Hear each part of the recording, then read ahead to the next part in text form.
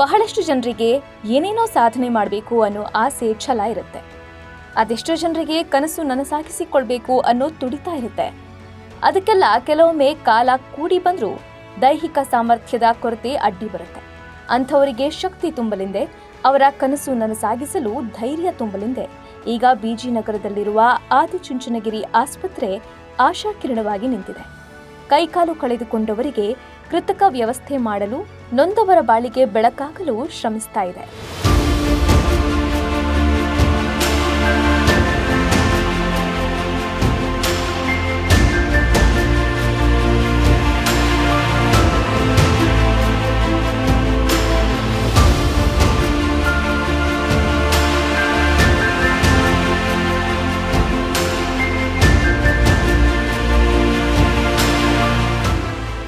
ಬಡವರು, ಅಶಕ್ತರ ಪಾಲಿಗೆ ಆಶಾಕಿರಣವಾಗಿರುವ, ಸೇವೆಯನ್ನೇ ಜೀವನವಾಗಿಸಿಕೊಂಡಿರುವ ಪರಮ ಪೂಜ್ಯ ಜಗದ್ಗುರು ಶ್ರೀ ನಿರ್ಮಲಾನಂದನಾಥ ಮಹಾಸ್ವಾಮೀಜಿಗಳ ಹುಟ್ಟುಹಬ್ಬದ ಅಂಗವಾಗಿ ಆದಿಚುಂಚನಗಿರಿ ಆಸ್ಪತ್ರೆಯು ಮಹತ್ ಕಾರ್ಯಕ್ಕೆ ಮುಂದಾಗಿದೆ.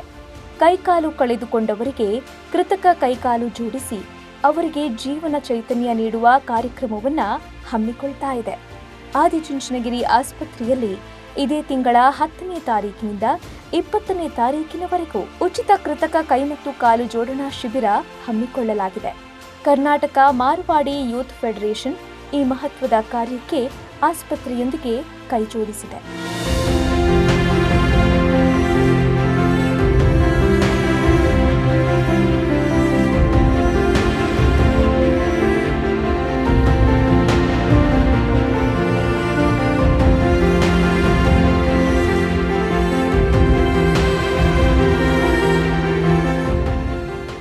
ಅಪಘಾತದಲ್ಲಿ ಕೈಕಾಲು ಹಾಗೂ ಇನ್ನಿತರ ಕಾಯಿಲೆಗಳಿಂದ ಕೈ ಮತ್ತು ಕಾಲುಗಳನ್ನು ಕಳೆದುಕೊಂಡು ಅನೇಕರು ನರಳಾಡ್ತಿದ್ದಾರೆ.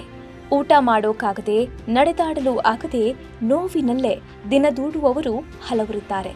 ಅಂಥವರ ಕಷ್ಟಗಳನ್ನು ಪರಿಹಾರ ಮಾಡಲೆಂದೇ ಆದಿಚುಂಚನಗಿರಿ ಆಸ್ಪತ್ರೆ ಇದೀಗ ಉಚಿತವಾಗಿ ಕೃತಕ ಕೈ ಮತ್ತು ಕಾಲು ಜೋಡಿಸುವ ಸಮಾಜ ಸೇವೆ ಕೈಗೊಂಡಿದೆ.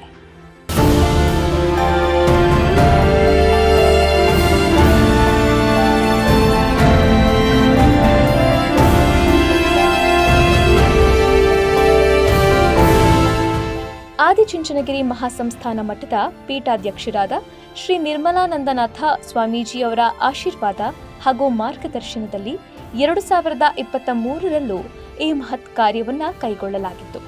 200ಕ್ಕೂ ಹೆಚ್ಚು ಜನರು ಹೆಸರು ನೋಂದಣಿ ಮಾಡಿಕೊಂಡು ಉಚಿತ ಶಿಬಿರದಲ್ಲಿ ಅಂಗವೈಕಲ್ಯಕ್ಕೆ ಪರಿಹಾರ ಕಂಡುಕೊಂಡಿದ್ರು. ಅಪಘಾತದಲ್ಲಿ ಕೈಕಾಲು ಕಳೆದುಕೊಂಡವರಿಂದ ಹಿಡಿದು ಹಾವು ಕಚ್ಚಿ ಕೈ ಕಳೆದುಕೊಂಡವರವರೆಗೆ ತಮ್ಮ ಹೆಸರು ನೋಂದಣಿ ಮಾಡಿಸಿಕೊಂಡು ಕೃತಕವಾಗಿ ಕೈಕಾಲು ಜೋಡಣೆ ಮಾಡಿಸಿಕೊಂಡು ಬದುಕಿನ ಭರವಸೆ ಹೆಚ್ಚಿಸಿಕೊಂಡಿದ್ರು.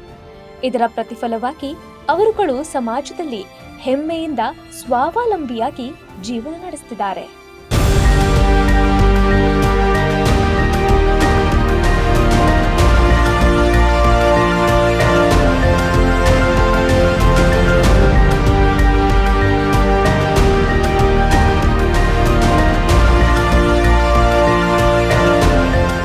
ಕಳೆದ ಬಾರಿಯಂತೆ ಈ ಬಾರಿಯೂ ಉಚಿತ ಕೈಕಾಲು ಜೋಡಣಾ ಶಿಬಿರ ನಡೆಸಲಾಗುತ್ತಿದೆ.